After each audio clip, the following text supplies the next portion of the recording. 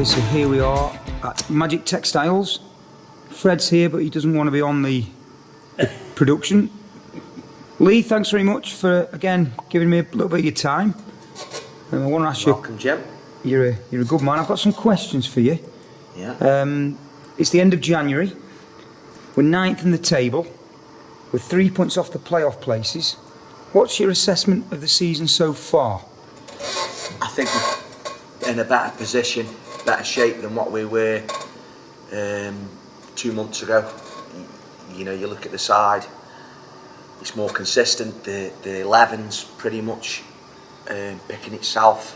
Maybe one change now and again, and that's what I spoke to you about. I think the last time you interviewed me, you know, as soon as we get a settled 11, I think you'll see a more consistent results. So we're there. That's what we've done. You know, you look at the back four now. I know Niall's broke his wrist, but Sam Bradley's done really well. But the two centre halves, and Curly and Chadders, I think them have been the two real pluses for me over the last sort of 6-7 weeks.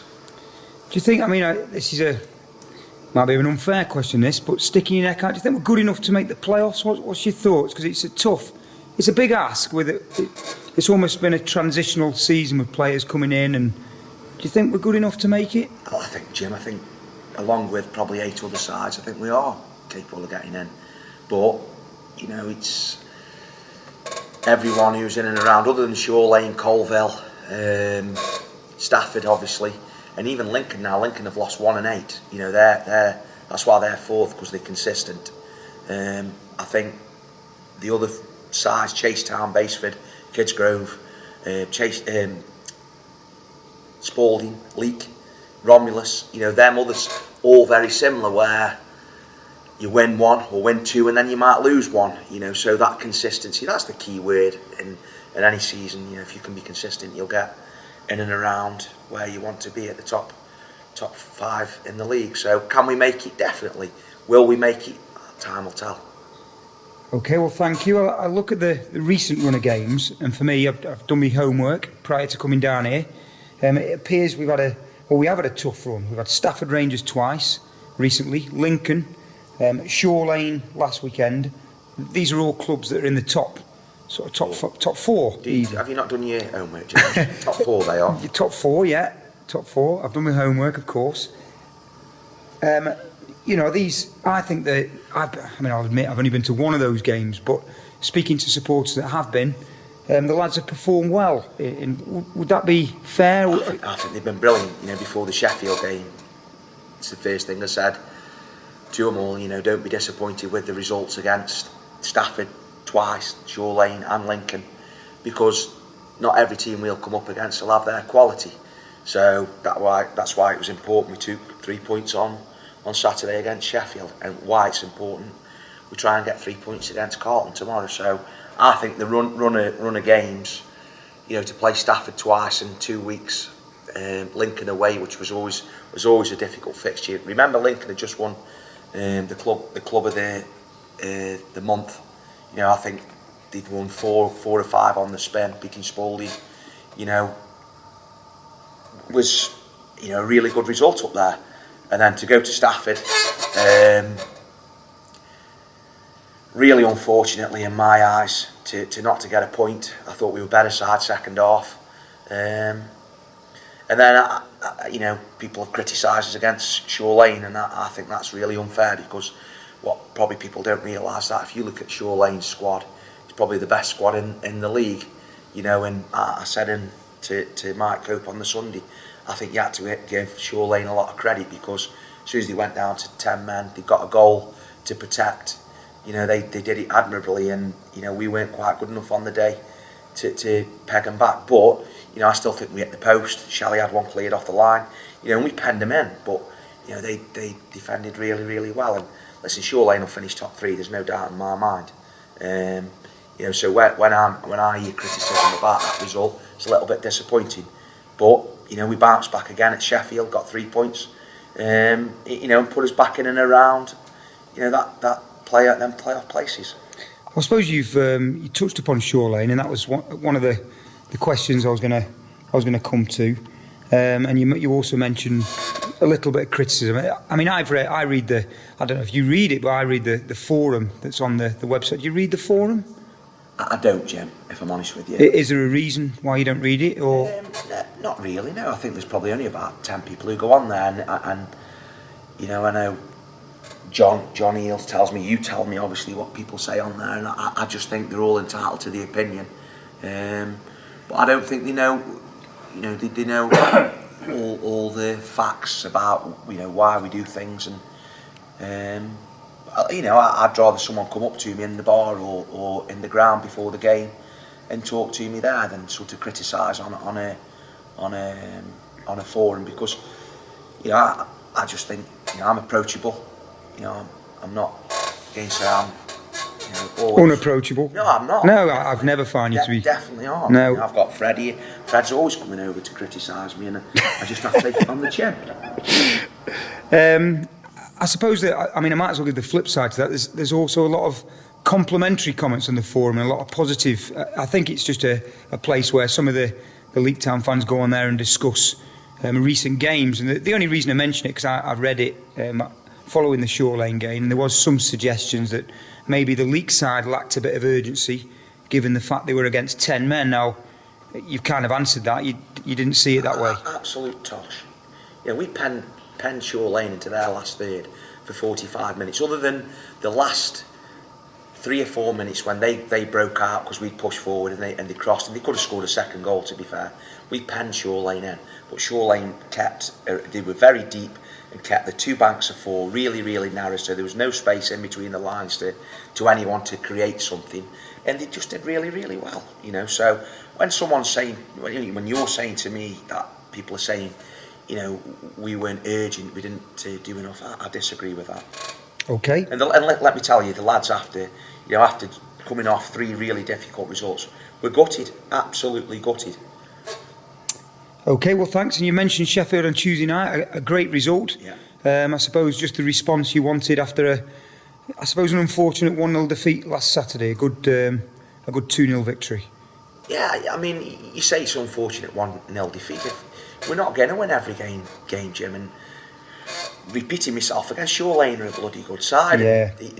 Listen, they deserve the 1-0 victory. Like we deserved our victory against Stafford down here when we beat them 2-0, because we were resolute and we dug in and we defended, as if our lives depended on it, and we managed to get a victory.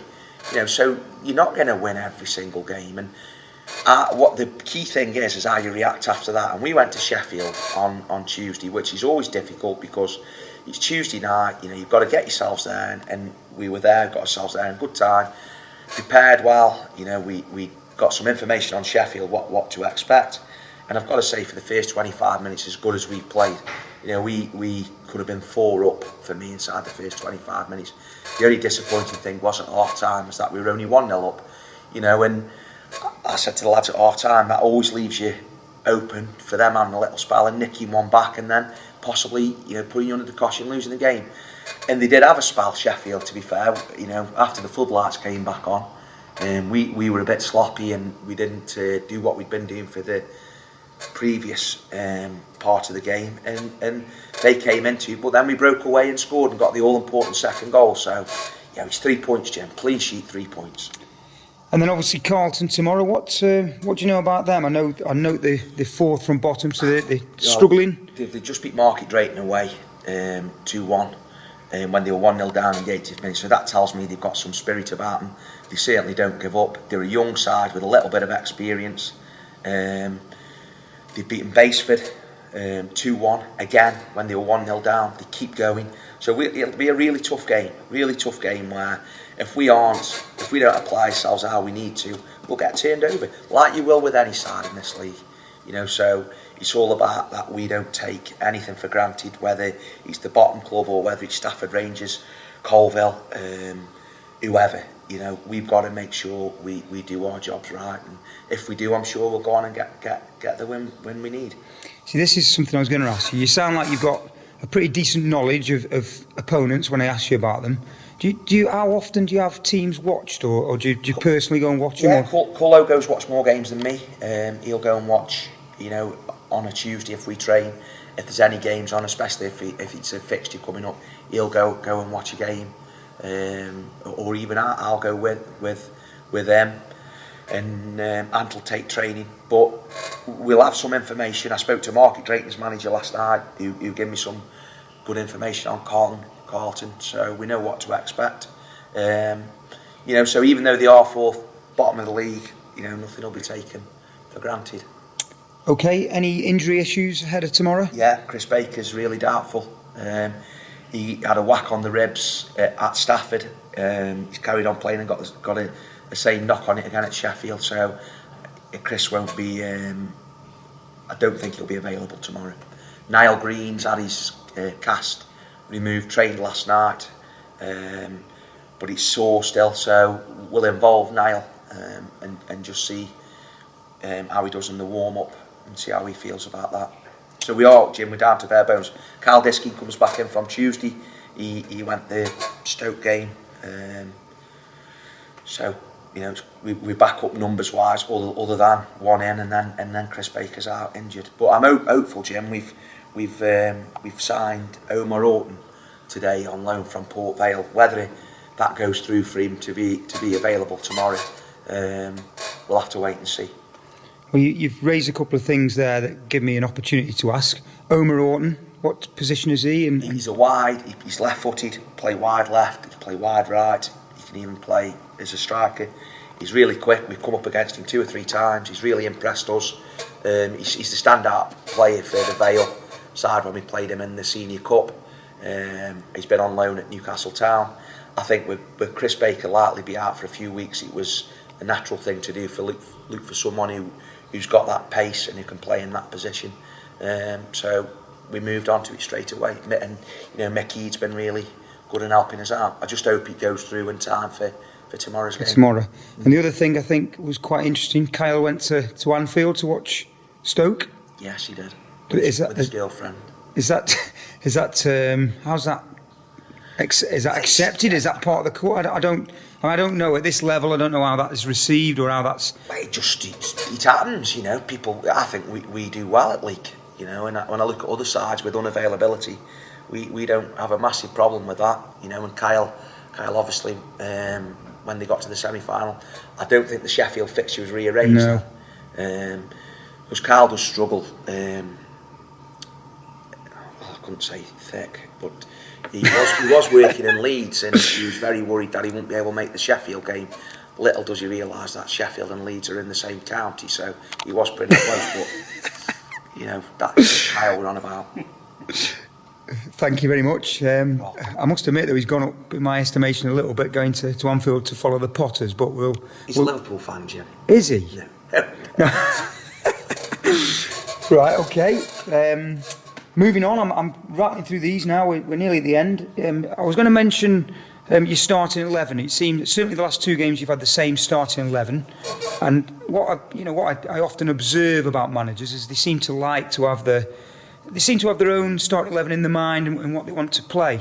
So that leaves people like I don't think Ryan Grocot's had too much game time. Ryan. Lee Cropper's found himself on the bench. How do you keep them happy? You don't. They're disappointed, and I'm sure they think I'm picking the wrong players, but at the end of the day, results. When lads come in, and if we're doing well, the side sort of picks itself.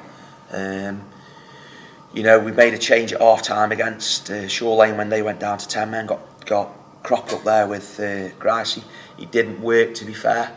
But we gave it a go. We ended up with Theo on, Gricey, Shally, but Shally at right back because that's how dominant we were with the ball, because we thought Shall had not good quality in. So we couldn't have done any more in my opinion. That's what we asked ourselves in the clubhouse after, could we have done any more? And I just think we have to give credit to Shore Lane. So as regards keeping the same 11, like I say, if we're picking the same 11 week in, week out, that's telling you that we're winning football matches. Okay, well, thank you. You've obviously had Ant, who's filling in as the assistant manager now. Johnny Eales has taken over as the chairman following the recent AGM. How have those two? Have they been for you? What's your view on? Well, Ant was when Matt decided stand down. I've got Cullo with me, and I think we needed someone else. And Ant was keen to get involved on doing the sessions on a Tuesday and on a Thursday, even though Darren Baker still is involved with us on a Thursday. And I get on with Ant. I brought Ant back to the club. He's very well respected in the local area at this level. So it was a no-brainer really, and yeah, he settled in really well. He's still playing. He's probably first name on the team sheet, if I'm honest with you, Jim, because you know what you're going to get with Ant. So, let's hopefully he can keep playing and just carry on doing the bits what he does off the pitch with me. And Mr. Chairman, you've struck a good relationship with him, or should I say, have you struck a good? Yeah, listen, John's been in and around the club now, for the last sort of 2 years, and I did know John. We both, John will say he's not from Airgate. John's a bit posh. He's more Westwood. No, he isn't Westwood at all. He's actually from opposite the Priory. Oh right, I see. Yeah. But I wouldn't be disrespectful to anyone from Hargate. You know me. Yeah, I do. So I get on with John. And I think he's doing a good job. As are the other people who were involved on the board. I know there's a lot of hard work going on behind the scenes with games with UEFA and things happening behind the scenes with a link up with Stoke hopefully, and I just know everyone's sort of pulling together to try and make it a better club. And just finally, you've got one or two rearranged fixtures to. I suppose I'm going to ask you about a potential backlog. I know the Market Drayton game has been rearranged for next Tuesday. I think Chase Town's another one that we've got on a Tuesday night. We've got a Staff Senior Cup semi-final to fit in. Potentially quite a few games. It's good, Jim. I think I'd rather it be like that. Not a concern, you'd rather. Last year was different because we'd had a good cup runs. We'd in the Staff Senior Cup, the FA Cup, the trophy we did okay in. So we didn't really need the games then. And when games were called off because of the pitch, I think people tell me that sort of cost us in the end because we did run out of legs with probably 10 games go. But now's a different matter. Lads are sick of training. It's hard work, Jim. We get called off on a Saturday. We have the lads in on a Saturday afternoon. Train on Tuesday, train on Thursday. It gets monotonous. It's lads want to play in games. So I'm glad actually that we're going to be Saturday, Tuesday. And the Leek Town supporters this season, they've been behind the club. Any message for Stafford? They were brilliant, and we're just really sorry we couldn't get result something from the game. Yeah, in Sheffield away, you walk off the pitch when you've won 2-0 and there's 40 or 50 there clapping you off. It's good. Everyone's in it together. I think everyone understands what a difficult season it's been as regards putting a team out there because we have basically had to rebuild and start again, and I think they're knowledgeable enough to realise it's a tough job. But I just hope, Jim, come end of February we can still be in and around it, and we've got something to play for as regards trying to stay involved in the playoffs. A little bit like mine and Matt's first season here, where we'd lost games and you get to February and you still got a sniff, and we went on a decent run and managed to sneak in and we got to the final that year. So that's what our aim is. Well, Kazza, I'm done. Thanks once again for giving me some of your time. All the best, obviously, ahead of tomorrow. Yeah. Fred, have you got any questions for Kaz? Not really, just hope they win tomorrow. Good man. Yeah. I've just got 1 3 points make Oh, a difference. one for me. Yeah. I believe you're running a FIFA league with, there's about 20 people. That's correct, yes. How's it going? I think that's a bit unfair, Kaz, to throw that one at me. It's the league. It's set up well. It's running well. It's been governed well. The fixtures have been. Can I have the camera from you? Let me have the camera. I'll just film you because I do need because there's a lot of interest. A real lot of interest, Jim. So how's it going? The FIFA. How many people are in it? 20 people in the FIFA league. Yeah, I've heard Jamie Poynton's. He's Bookie's favourite, isn't he? He's the Bookie's favourite. I think he's top, Jamie. Yeah, he is. Yeah. Well, I travelled back with Gracie on Tuesday with Ant and Niall, and Gracie bored us all death. with how good he tells us he is. But you put in, have you lost 3? Yeah. How many games have you played? Luke, I'm disappointed in my own start to the campaign.